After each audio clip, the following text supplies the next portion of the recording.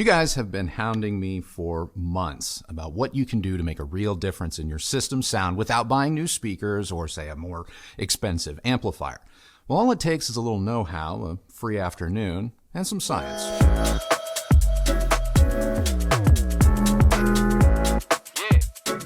And before we get started, the methods and techniques outlined in this video are meant as a guide to help you get started on your EQ, aka equalization journey with Room EQ Wizard and MINIDSP. Now, I have used these techniques throughout my entire career, obtaining positive results regardless of the speakers I was listening to. While there are multiple ways to solve a problem and everyone's going to have their own way of doing things and preferences, these are the methods that I use. They are quick, pretty easy, and they give me a more accurate sound so I can just get on with enjoying my favorite music and movies. Yes, these techniques can also work in a home theater.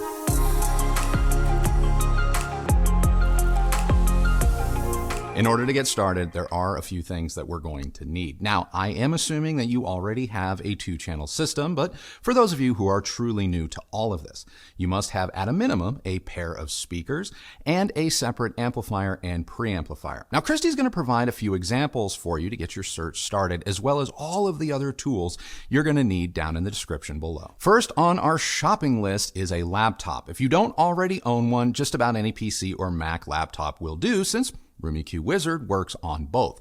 Now, I use an M1 MacBook Pro, but most any computer will get you the same results. With that out of the way, you need to download the free software, Room EQ Wizard. Up next, we're going to need a calibrated measurement microphone. If you are looking to up your sound game, this is something that every AV fan should own.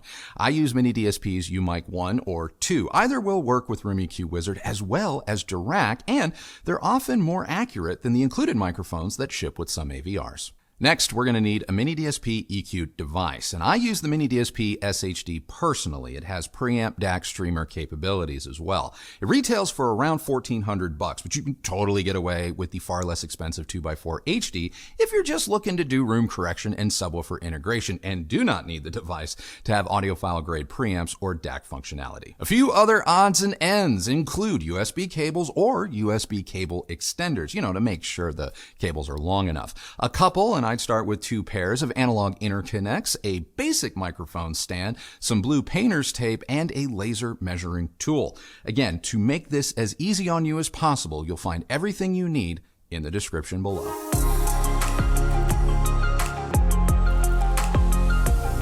Okay, now that we have everything we need, let's get this whole system set up. If you are using a separate amplifier and preamplifier, you're going to want to place your MINIDSP device between your preamp and your amplifier. Using your analog interconnects, connect the preamp, using its preamp outs, to the MINIDSP's analog input 1 and 2. Then with the other set of interconnects, connect the analog outputs of the MINIDSP to the analog inputs of your amplifier. Make sure your speakers are connected to your amplifier and all 3 devices, your preamp, MINIDSP, and amplifier, are plugged into a wall outlet. Just don't turn anything on yet. Next, connect the microphone to one of your laptop's USB inputs using one of the 2 USB cables we spoke about a minute ago. Then connect the MINIDSP device to your laptop's other USB input using the other USB cable. Now you can turn on your equipment and launch the MINIDSP software for your connected device. To sync the open MINIDSP software on your computer to your connected MINIDSP device, go to the Connect icon found in the upper right corner of your screen. Once connected, make sure the outputs 1 and 2 are active and set to 0 dB. Now, you don't have to rename the outputs, but I find doing so to be kind of helpful. So let's go ahead and do that. I label mine right and left. Now, launch the Room EQ Wizard software on your computer.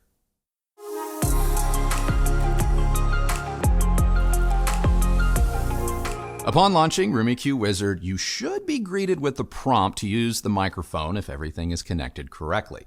Once you see this, go ahead and select OK. Next, click the wrench in the upper right corner of your screen. Now, this is going to open a preferences window. Under Output Device, select your MINIDSP device from the drop-down menu. The input device should already say UMIC 1 or 2, but if it doesn't, go ahead and select that from the drop-down menu as well. Okay, real quick, one thing I'm not going to be going over is how to calibrate your sound card. Every computer and connected device is going to be a little bit different, and not every computer or connected device requires additional calibration. So please, please, please check the Room EQ Wizard website before continuing. You're going to find links in the description that will take you to the how-to pages for this. Now, under levels, this should be the default, but you want to double check that it says use main speaker test signals to set and check levels. Okay? Now, before we leave the preferences window, we need to click on the tab labeled Cal Files. Under the sidebar labeled Mic Cal Files, locate the input that's already labeled UMIC 1 or 2. Upload the MINIDSP supplied calibration text file here. We will be using the 90-degree configuration throughout this video, so go ahead and select that file. Once the file is uploaded and showing in the window, you can close the preferences box.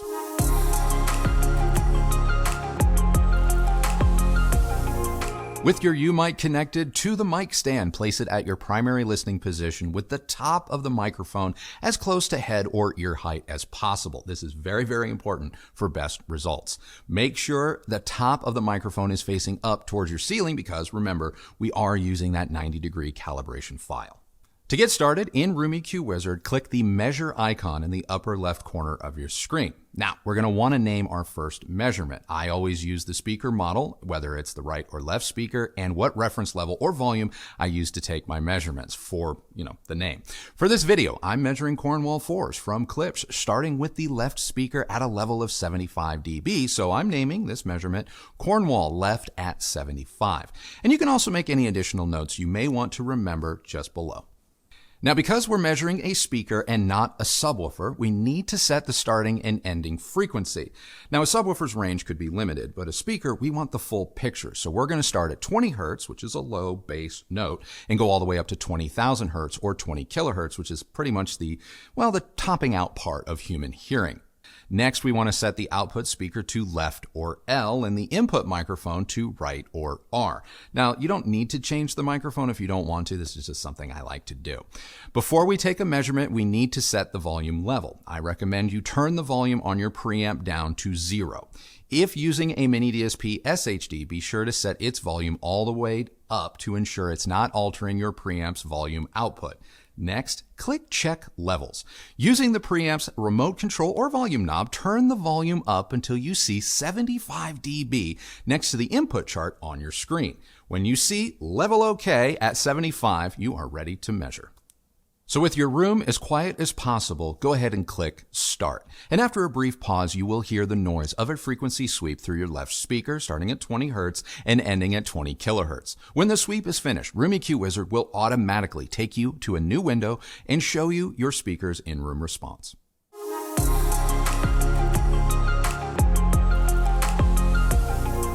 Congratulations, you have just taken your first in-room speaker measurement. It's okay to do a victory lap.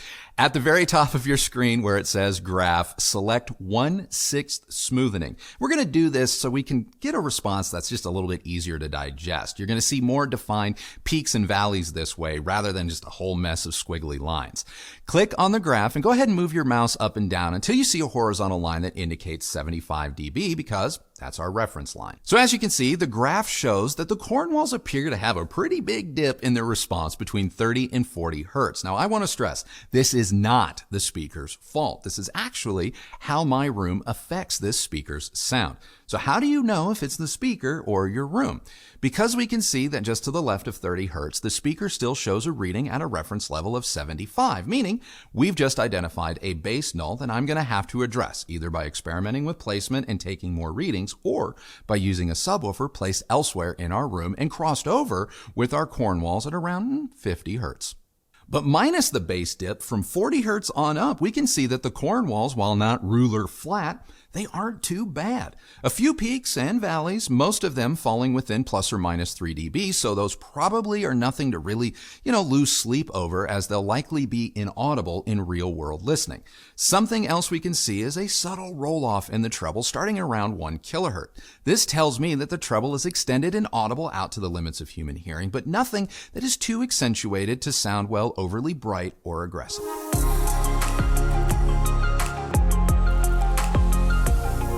Okay, now that we've taken an initial measurement, we can begin to experiment with our left speaker's placement, moving it closer to the front wall or further away, remeasuring each time we move it.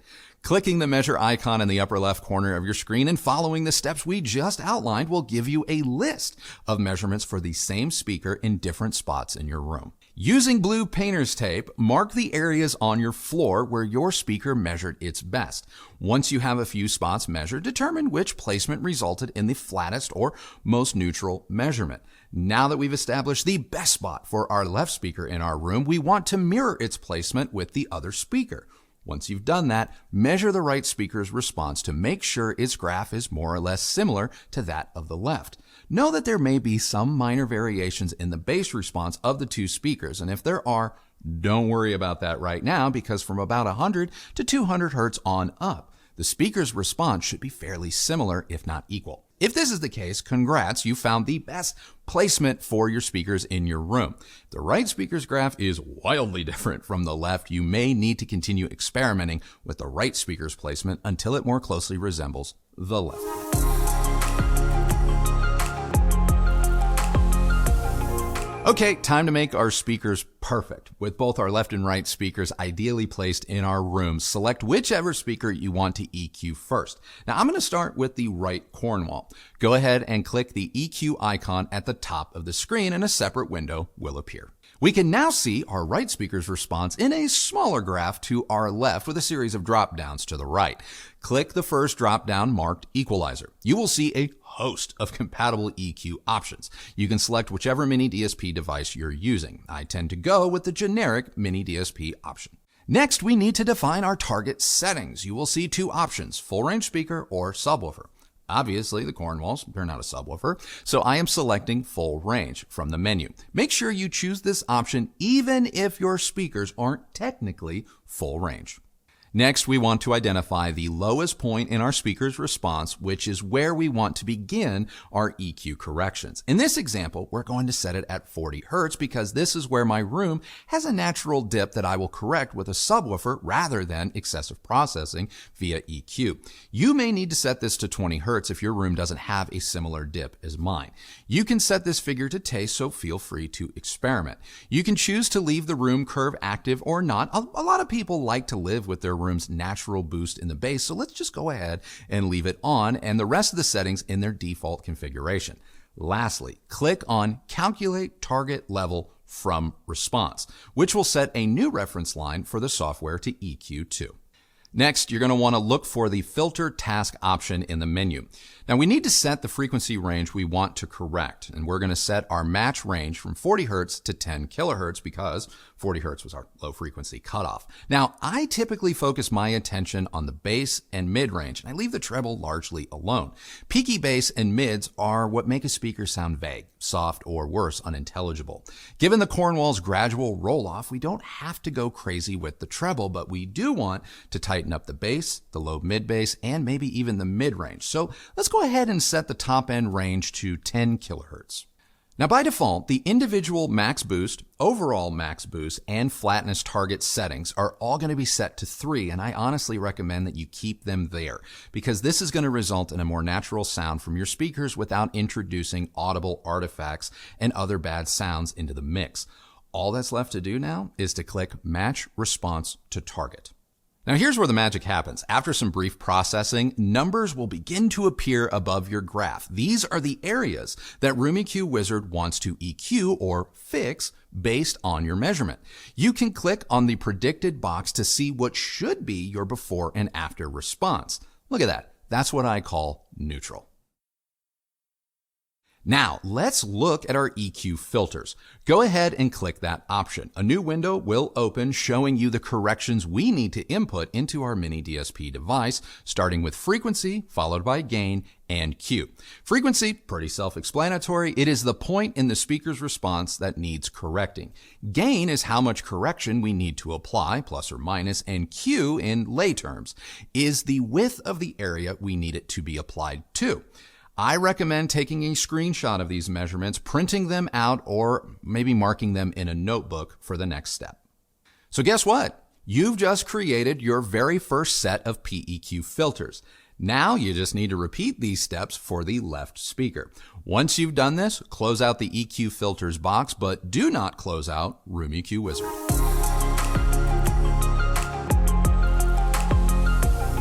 Okay, let's go back to the MINIDSP software and make sure that Configure 1 is selected, then select Outputs. Now, using your PEQ filter notes, click on the left speaker PEQ option. This pulls up a new window where we will enter the filters we made in Room EQ Wizard. Enter the frequency gain in Q for each of the filters. Now, because Room EQ Wizard gave me 5 filters, I'm going to be using EQ1 through EQ5 inside MINIDSP.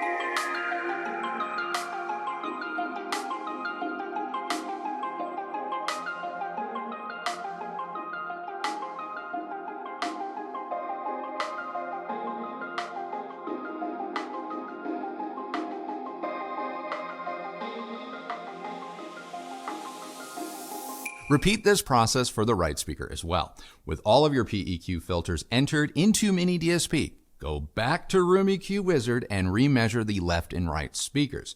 You should now see a flatter response from both.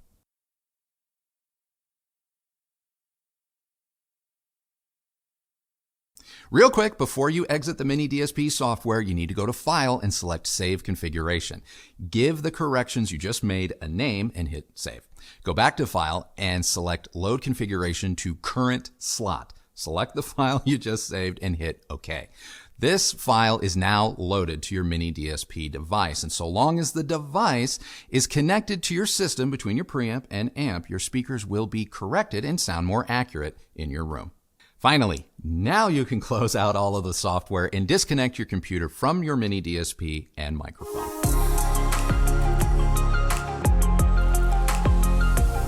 That's it. Congratulations. You have just successfully EQ'd your speakers to your room. They should be sounding brilliant. I know it's a lot of info, but I promise the more you do this, the easier and faster it's going to get. Eventually, it will become second nature. Now, I'm not trying to brag, but I can do all of this in about 5 minutes, but I've also been doing this for a while. If this is your first rodeo, don't worry if it takes more than an hour. Be patient, you're learning, and I promise though, stick with it because it's worth it. As you can see, it makes a real difference in your system's sound without having to resort to buying new amplifiers or just new gear or worrying all the time if you have the right stuff. Now you know, and you can correct your speakers for your room. Now, for those of you who are already typing, but what about my subwoofer? Look, it's important that we started here. If you like this video, I'm going to ask you a favor. Please give it a thumbs up and leave a comment letting me know that you appreciate this type of content. That is the best way to let me know that you are ready for a Room EQ subwoofer video. So that's it for our latest how-to video. Again, I know it's been a lot of information, but I promise, watch it over a couple of times, follow along. It will make sense and you will see positive results. But before we go, I actually have a question for you. And that is, you don't do this process with me, but I'm sure the audience would appreciate hearing from you with respect to maybe like, how do you feel about the before and after? Oh, I definitely think it's worth it. Part of what you explained in this video is what you do every time when you're taking measurements. You just don't always do the corrections. The correction part. Yeah.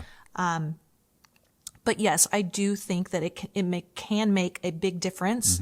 As you stated, we do have a null on one side of our room. On the left side, yeah. So there are some speakers, for example, the Klipsch Cornwalls, which are featured in this particular education video. They are probably the speakers that I feel have benefited the most from our PEQ filters. So I do think that this could help a lot of people that face similar issues with their room, or maybe they just want to hear something slightly different without having to go buy something else. Yeah. Now, you state at the beginning the things that you need to do this are obviously speakers and an amplifier and a separate preamp. Correct. So I want to know could you use an integrated amplifier. Yes, you can use certain integrated amplifiers. Some will let you do this. Audiolab's a perfect example. All of their integrateds will allow you to work in an EQ or like a mini DSP device. Just set the integrated to its pre-power mode and plug the mini DSP into the preamp outs and then the amp in on the back of the Audiolab. Not every integrated amp has this capability, so you're going to want to consult the manual, but a number of them do. And the other thing, if it wasn't clear in the video, if you opt to go get the Mini DSP SHD, know that that's a preamp as well. And so you would not need another preamp if you were to get that device, which is why I use it.